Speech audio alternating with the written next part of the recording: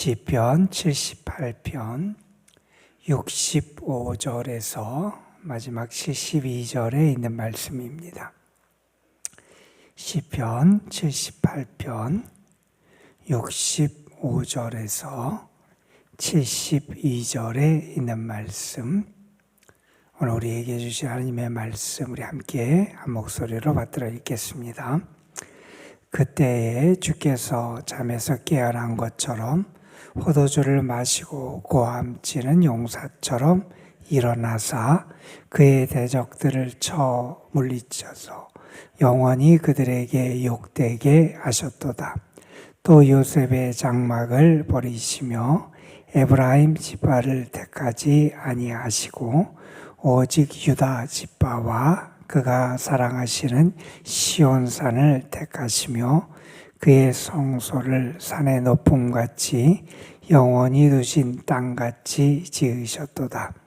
또 그의 종 다윗을 택하시되 양이 우리에서 취하시며 저장을 지키시는 중에서 그들을 이끌어내사 그의 백성인 야곱 그의 소유인 이스라엘을 기르게 하셨더니 이에 그가 그들을 자기 마음의 완전함으로 기르고 그의 손의 능숙함으로 그들을 지도하였도다. 아멘. 우리는 우리 인생의 주인 되시는 하나님 없이 우리의 삶이 무의미하고 하나님과의 관계없이 행하는 모든 것이 의미 없음을 잘 아는 사람들이지요. 그래서 우리에게는 무엇보다 중요한 게 이 하나님과의 관계다 그랬습니다. 이스라엘 백성들이 끊임없이 자꾸 실패하고 거듭거듭 반복적으로 잘못하는 일 가운데 하나가 이 하나님과의 관계를 계속 어그러뜨려 나갔던 것이 그들의 어리석음, 잘못이라고 말할 수 있을 겁니다. 하나님이 없이는 아무것도 아닌데 마치 하나님을 자기들의 삶과는 상관없는 분으로 간주하고 그래서 하나님의 은혜를 잊고 하나님의 도우심의 은총을 잊고 하나님 행하신 놀라운 일들을 망각하며 살았던 것이 그들의 모습이었습니다. 여러분, 우리는 분명히 알아요. 내 삶이 하나님의 인도하심을 받을 때 참 평안이 있고 의미가 있고 행복이 있음을 우리는 잘 압니다. 이스라엘 백성들이 끊임없이 하나님께 반역하고 하나님께 대해서 불순종하고 하나님의 뜻을 거스리는 그런 역사를 범해왔음을 우리는 살펴봤어요. 그런데 우리가 그런 역사의 흐름 속에서 또한 아는 또 다른 사실은 무엇이냐 하면 하나님의 긍휼하심은 인간들의 죄보다 더 크고 위대하더라 하는 것을 우리는 분명히 알게 됩니다. 이스라엘 백성이 하나님 앞에 신실하지 못했어요. 하나님을 속이고 하나님께 반역하고 때로는 심지어 우상들을 섬기는 어리석음을 범하기도 했습니다. 말씀 그대로 20편 말씀 그대로 그 입으로 그에게 아첨하며 자기 혀로 그에게 거짓을 말한다. 그러니까 그들이 하는 것은 사는 척, 섬기는 척, 사랑하는 척, 하나님 앞에 그렇게 행했던 것이 그들의 모습이었어요. 회개하는 것도 회개하는 척했고 은혜에 대해서 은혜를 아는 척, 은혜를 기억하는 척, 하나님께 순종하는 척했던 게 그들의 모습이었습니다. 그들의 마음에 하나님을 향한 정함이 없었고요. 하나님의 언약에 대한 약속을 신실하게 지켜나가는 그런 책임감, 성실함도 그들에게 나타나지 않았어요. 그런데 하나님이 그들을 징계하시긴 하셨지만 하나님의 징계를 우리가 볼 때도 우리가 알 수 있는 것은 하나님은 그들의 죄악대로 그대로 갚아서 그들에게 징계를 하신 게 아니라는 거예요. 그들의 죄악의 크기는 너무나 큰데 하나님은 그 죄악과 비교되지 않을 만큼 그렇게 그들을 징계하시고 때로는 긍휼로 그들을 인도해 내신 것이 하나님의 역사하심이었다 하는 것을 우리가 알게 됩니다. 이것은 하나님이 그 죄를 과소평가하기 때문에 그런 게 결코 아니에요. 물론 죄는 잘못된 것이고 죄에 대해 마땅한 벌을 받아야 되고 그래서 하나님이 죄에 대해서 책망하세요. 그런데 하나님께서 그들의 죄대로 그들을 책망하시거나 징계하지 않으신 이유는 죄가 무시할 만한 것, 과소평가될 것이 죄이기 때문이 아니라 하나님이 그들의 연약함을 아시기 때문에 하나님은 그들에게 그런 긍휼과 사랑을 베풀어 주셨어요. 여러분, 우리가 얼마나 연약한 존재입니까? 성경은 그래서 우리 인간을 흙으로 지은 존재라 그랬고요. 질그릇 같은 존재라 그랬고요. 바람에 사라지는 것 같은 게 우리의 인생이라 그랬고요. 있다가 사라지는 안개 같은 게 우리의 연약한 인생임을 우리에게 가르쳐 줍니다. 여러분, 이것은 뒤집어서 얘기하면 이런 얘기입니다. 우리는 하나님의 긍휼하심과 자비하심 없으면 살아갈 수 없는 존재가 우리들이다 하는 사실이에요.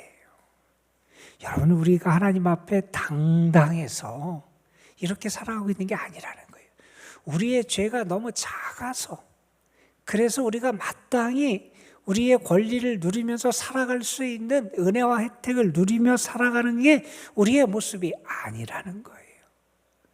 마땅히 책망을 받아야 되고 마땅히 징벌을 받아야 되고 마땅히 심판을 받고 멸망당해야 되는데 하나님이 긍휼과 자비하심으로 우리를 사하여 주시기도 하시고 때로 우리의 죄를 덮어주시기도 하시고 때로는 하나님께서 그를 간과해 주시기도 하시고 그런 하나님의 은혜와 긍휼이 우리에게 있어서 우리가 이렇게 살아갈 수 있다는 사실을 우리는 늘 기억하며 겸손할 수 있어야 되고요. 그래서 늘 그 하나님 앞에 감사하며 살아갈 수 있어야 한다는 겁니다. 우리가 먼저 알아야 될 거예요. 하나님의 자비하심이 없었으면 하나님의 은혜가 없었으면 지금의 나는 있을 수가 없구나 하는 그런 깨달음이 우리에게 있어야 한다는 겁니다. 우리가 지금 읽고 있는 시편 78편, 이 시편 78편은 이스라엘의 역사를 쭉 훑어오고 있는 그러한 내용을 우리에게 보여줍니다. 이스라엘이 출애굽할 때 하나님이 어떻게 하셨다, 광야에서 어떻게 인도하셨다, 가나안 땅에 정착할 때 하나님께서 그들에게 어떤 은혜를 베풀어 주셨다, 그리고 그들이 정착한 다음에 그들의 모습 속에서 하나님의 은혜의 손길이 어떻게 임했음을 우리에게 보여주는 말씀이고, 오늘 말씀은 특별히 그 이후에 국가가 형성된 이후의 그러한 모습을 우리에게 보여주는 내용을 우리에게 함께 가르쳐주는 게 오늘 말씀이다. 이렇게 우리가 이해할 수 있을 겁니다. 여기에서도 우리가 분명히 알게 되는 사실이 있어요.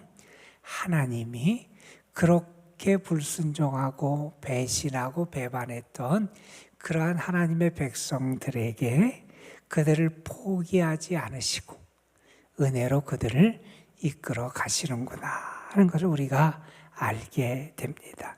여러분, 오늘 말씀 65절에 보면 65절, 66절에 하나님께서 어떻게 그들에게 은혜를 베풀어 주셨는지 하나님의 은혜의 역사하심의 한 면을 우리에게 보여줍니다. 자, 그들이 가나안 땅에 정착해서 살아간 이후에도 그들에게 시련이 있었다는 거예요. 어떤 시련이 있었느냐? 대적들이 그들을 쳐들어올 때가 있었다는 거예요. 우리가 잘 아는 블레셋이라고 하는 나라가 이스라엘을 쳐들어왔고 그래서 사울 왕 때 큰 위기를 겪게 되는데 우리가 아는 것처럼 다윗과 골리앗의 싸움도 그때 있었던 거 아닙니까? 여러분, 이렇게 대적이 이스라엘을 쳐들어오고 하나님의 백성들을 위협하는 그때 하나님은 어떻게 하셨느냐? 그들을 위해서 일어나시고 그들을 위해서 싸우셔서 그들의 대적을 쳐서 무찌르는 그 은혜를 하나님께서 친히 행해 주셨다는 거예요. 여러분, 그래서 이렇게 말합니다. 그때에 주께서 잠에서 깨어난 것처럼 포도주를 마시고 고함치는 용사처럼 일어나셨다는 거예요.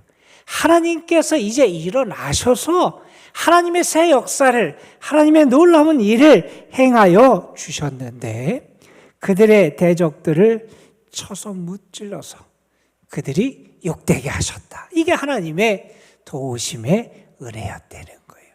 여러분, 그 앞에 있는 말씀도 우리 계속 읽었잖아요. 하나님께 순종해야 되는데 순종하지 못해요. 하나님의 말씀을 따라 살아가야 되는데 하나님께 등을 돌려요. 하나님이 아니라 새긴 우상을 섬겨요. 하나님 앞에 신실하지 못한 모습을 보이는 그들이었는데 하나님의 은혜와 긍휼하심이 그러한 그들에게 여전히 임하고 있음을 우리가 보게 됩니다. 하나님께서 그들의 원수를 쳐서 무찔러 주시더라. 이게 하나님의 큰 역사하심의 은혜였다는 거예요. 자, 그리고 67절부터 72절까지의 마지막 절까지의 말씀은 이제 하나님께서 새로운 역사를 이끌고 새 국면을 열어 가시는데 먼저는 대적을 물리쳐 주신 하나님께서 이제 어떻게 하시느냐? 그들을 위해서 새로운 선택의 은혜를 베풀어 주시더라는 거예요. 그래서 하나님께서 누구를 택하여 주셨느냐? 68절에 보면 하나님 이제 유다 지파를 택하시더라는 거예요.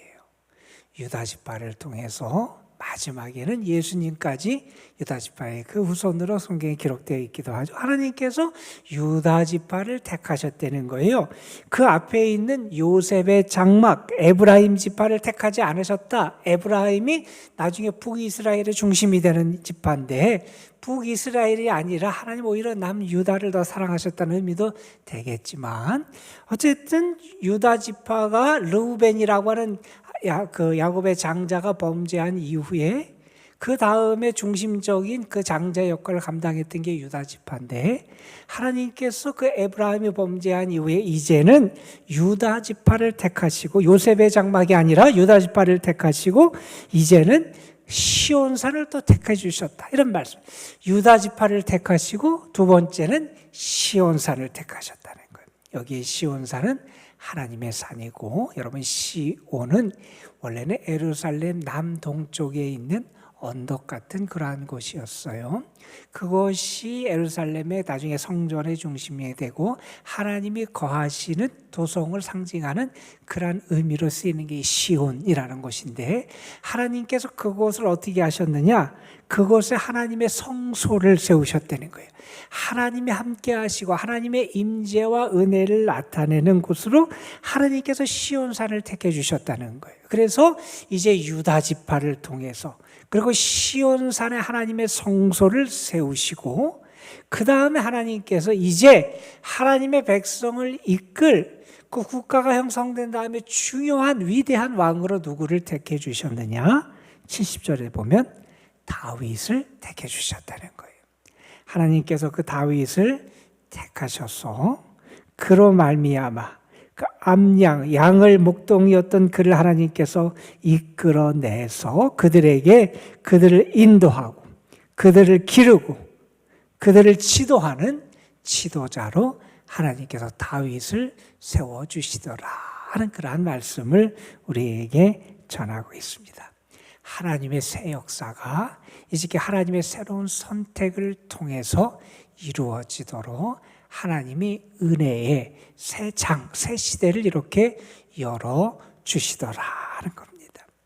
하나님께서 이제 다윗을 통해서 그 백성을 인도하게 하셨는데 71절, 72절까지 그 다윗을 통해서 하나님이 어떻게 그들을 이끌게 하셨는지를 말씀합니다. 그랬더니 다윗이 어떻게 했느냐 72절에 자기 마음의 완전함으로 기르고 그러니까 온전한 마음으로 하나님의 백성을 섬겼다는 거예요. 그 손의 능숙함으로 그들을 지도했다는 거예요. 하나님이 주시는 지혜와 명철과 능력의 손을 가지고 하나님의 백성을 인도하게 되더라 하는 겁니다. 여러분, 우리가 얼마나 연약하고 부족하고 죄인인지 아는 사람들이에요. 그러기에 우리는 더 하나님의 은혜에 감사하며 살아갈 수 있어야 한다는 겁니다. 하나님은요, 이렇게 이스라엘을 위해서도 또한 은혜의 손길을 끝까지 베풀어 주시고 긍휼과 자비하심으로 새로운 역사를 이루어 가시는 게 우리 하나님이셨어요.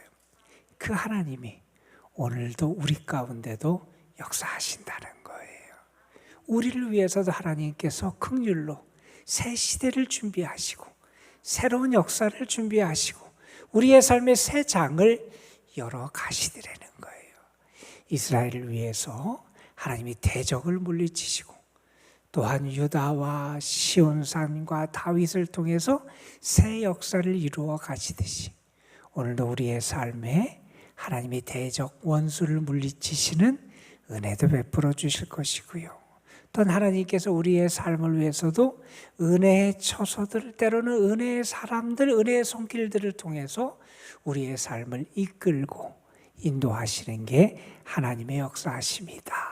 그래서 우리는 늘 잊지 않고 기억해야 되는 게 우리의 연약함, 우리의 불순종과 죄에 은된 모습을 하나님은 아시지만 우리의 죄보다 더 큰 하나님의 긍휼하심과 사랑으로 우리와 함께 하시는 분이 우리 하나님이시다.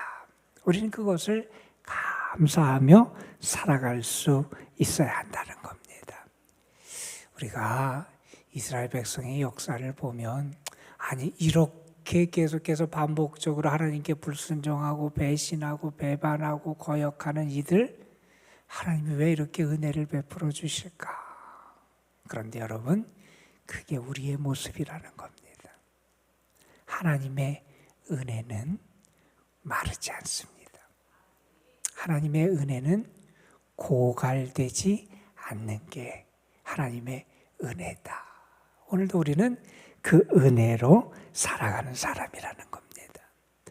우리가 며칠 동안 이 시편 78편의 말씀을 함께 읽어왔어요. 시편 중에 두 번째로 긴 시편이라 그랬어요. 이 긴 시편 우리 함께 읽어왔는데 이스라엘 역사를 쭉 신앙의 언어, 시의 언어로 표현하면서 후대 사람들에게 교훈을 주기 위하여 기록한 시라 그랬어요.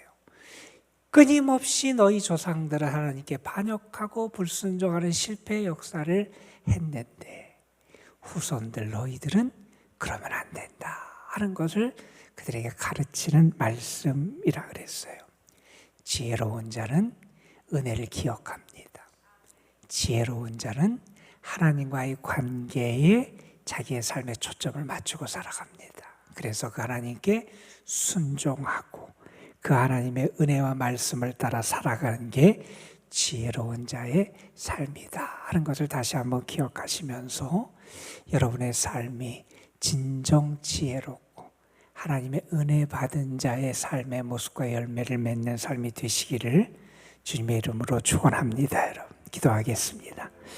아버지 하나님, 하나님께서는 불순종하고 거역하고 배반했던 이스라엘 백성들의 역사, 그러나 그 죄 그대로 그들에게 갚지 않으시고 그들에게 그대로 하나님께서 징계하지 않으시고 하나님은 여전히 그들에게 은혜와 사랑의 손길을 허락해 주셨고 또 한 번의 은혜의 기회를 열어주셨고 그들을 위한 새로운 장의 시작을 준비해 주셨습니다. 아버지 하나님, 그들이 범한 죄악, 불순종, 그들의 연약함, 어리석음보다 더 크고 놀라웠던 게 하나님의 긍휼하심이고 자비하심이고 하나님의 사랑이었음을 우리가 함께 살펴봤습니다.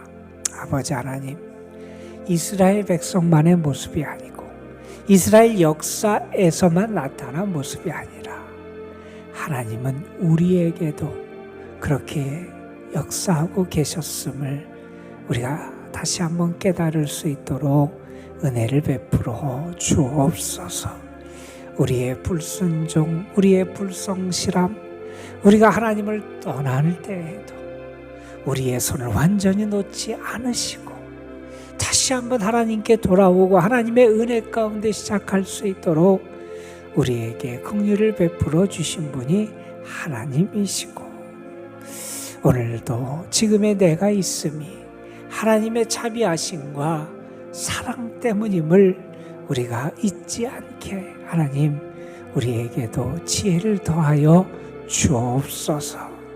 그래서 늘 하나님 앞에 겸손하게 하시고, 늘 하나님께 감사하게 하시고, 늘 하나님만을 진실로 의뢰하며 그 하나님께 소망을 두고 살아가는 저희들 되게 하옵소서. 하나님께서 이제 일어나셔서 대적을 물리쳐 주시고, 하나님께서 이제 새 시작을 위해서 유다 지파를 택하시고, 하나님께서 시온산을 택하시고 다윗을 택하셔서 왕국의 역사에 새로운 시작을 하나님께서 열어주셨던 것처럼, 오늘도 하나님이 우리를 위하여 친히 일어나시고, 우리를 위하여 하나님께서 친히 여러 가지 길을 예비하시고 택하시고 인도하여 주실 줄로 분명히 믿습니다. 그 하나님의 역사하심을 바라보면서 오늘도 그 하나님의 인도하심을 따라 살아가는 저희 모두가 되게 하옵소서. 이스라엘의 역사를 보며 우리가 늘 배반하고 불순종하는 자리에 있지 않은지 자신을 돌아보게 하여 주시고, 우리뿐만 아니라 우리의 다음 세대들, 우리의 자녀손들에게도 참된 믿음을 전수시켜 줄 수 있는 저희들 될 수 있도록 인도하여 주옵소서. 아버지 하나님, 그래서 우리의 가정이, 또한 우리의 교회가 참 믿음의 계승이 이루어지는 하나님이 기뻐하시는 가정, 기뻐하시는 교회가 될 수 있도록 은혜를 더하여 주옵소서. 오늘도 우리가 주님 앞에 나와서 기도합니다. 우리의 간구 주께서 들으실 줄 믿습니다. 우리를 도우시고 사랑하시고 긍휼로 우리를 인도하시는 그 주님을 바라보며 주께 모든 것을 맡기며 주의 이름을 부르는 자들을 가까이 하여 주시고, 저들의 부르짖음에 귀를 기울여 주시고 하늘문을 여시고 오늘도 응답하여 주옵소서. 우리의 마음속에 주님으로 말미암은 기쁨과 평안과 소망이 가득 넘치도록 주께서 이 시간 가운데 친히 함께하여 주실 줄 믿사옵고, 우리 구주 예수 그리스도의 이름으로 기도드리옵나이다. 아멘.